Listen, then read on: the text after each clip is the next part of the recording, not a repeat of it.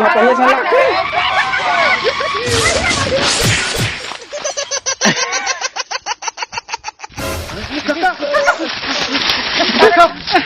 એને પોલીસ પણ कैसे करता दिमाग खराब कर दे मोला गिरा दे कैसे कर दे रे अरे क्या तुम्हारा अरे काका होली छेकत रहेन का अबे आग झपा के तेल हवर कैसे कर रे बाबा लागी चुकी तो रही है ना क्या क्या बेटा होली का होली नहीं बेटा मोनोनी बाबू कुछ नहीं मैं ठाड़ अरे काका होली होली गा है थोड़ा गुलाल लगा का खाबो अरे काका गुलाल लगाबो अच्छा गुलाल खाबो बेटा अरे होली काका गुलाल लगाबो अच्छा अच्छा गुलाल खाबो ठीक है ना बेटा मैं काको खा दे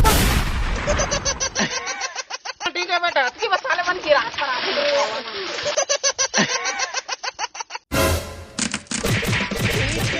मार दी से माटी चल के टीपा माही ही हाथ दी से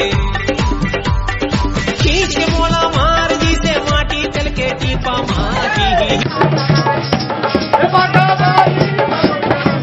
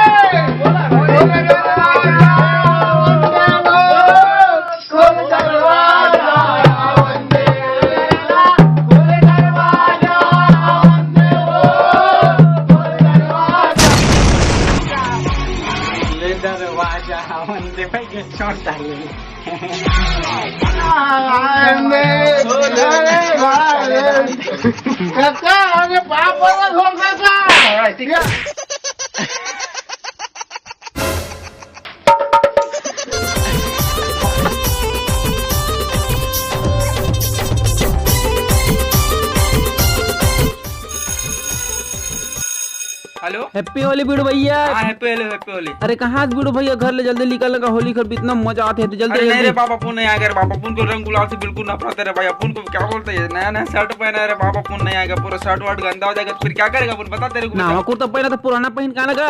हाँ ये भी हो सकता है लेकिन अब पूरा आएगी नहीं अरे हाँ यार बहुत मजा नहीं, आता नहीं, है। बिल्कुल नहीं। आजा नहीं, आना नहीं, आजा नहीं, आना नहीं, आजा नहीं, आना अरे नहीं, टोनी मन नहीं। खलवाए बर्जन तब मजा टूरी मन तब बस अच्छा, खेला टोनी आया? हाँ वो बर्जन टूरी टोनी हाँ। बनाया था मजा आता था। जैसे बता। अरे हाँ यार हम तो कस के अरे खेला बाप टूरी फिर अपन मन आएगा रे बाप जल्दी और अपन कपड़ा चेंज कर कर फटाक से फिर हाँ, हमें जल्दी, पहनना जल्दी, पड़ेगा जल्दी, ना जल्दी, जल्दी। ठीक है बाबा पुन आ रही ला अरे भाई अपन लोग को पंगवाना बनता अरे क्या रे वीडियो अपन को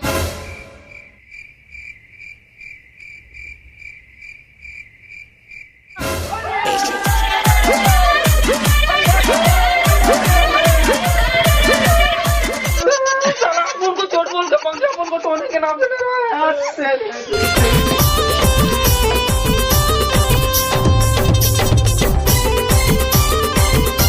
मुका मुरली बजाए मुका मुरली बजाए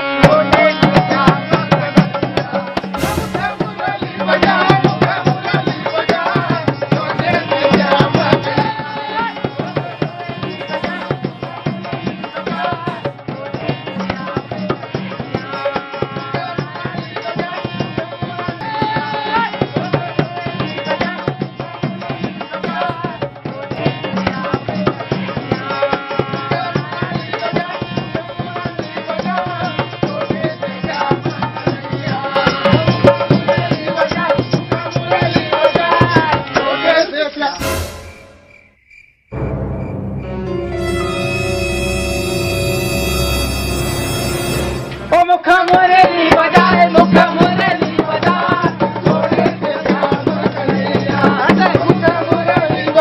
मुखा मुरली बजाए छोटे से Shyam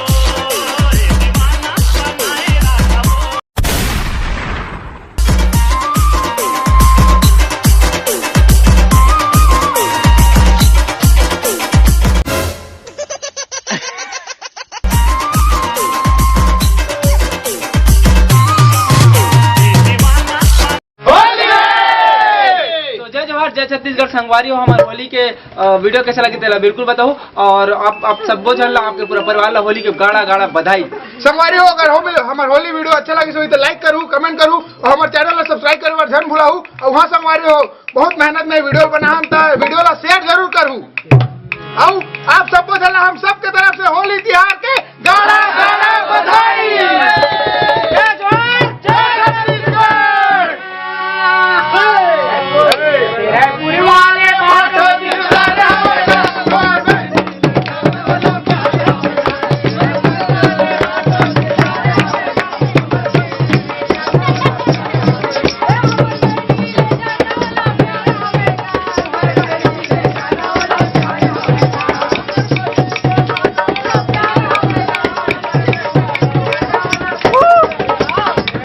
camera rolling and action. हाँ ठीक है बेटा, की बस साले बन की रात पर आके ना कहूँ ना खरा बस हो गया। ये मांझा ले ले रे कोतरी डबरा में, अरे मांझा ले ले रे जगना डबरा में, तोला कोकड़ा बिना बिना खाए, तोला कोकड़ा बिना बिना खाए। पूरा तो भैया कोकड़ा कोतरील बिन मिल के खाते मैं बता दूंगा क्या बता जानता हूँ ये मजा ले ले रे कोतरी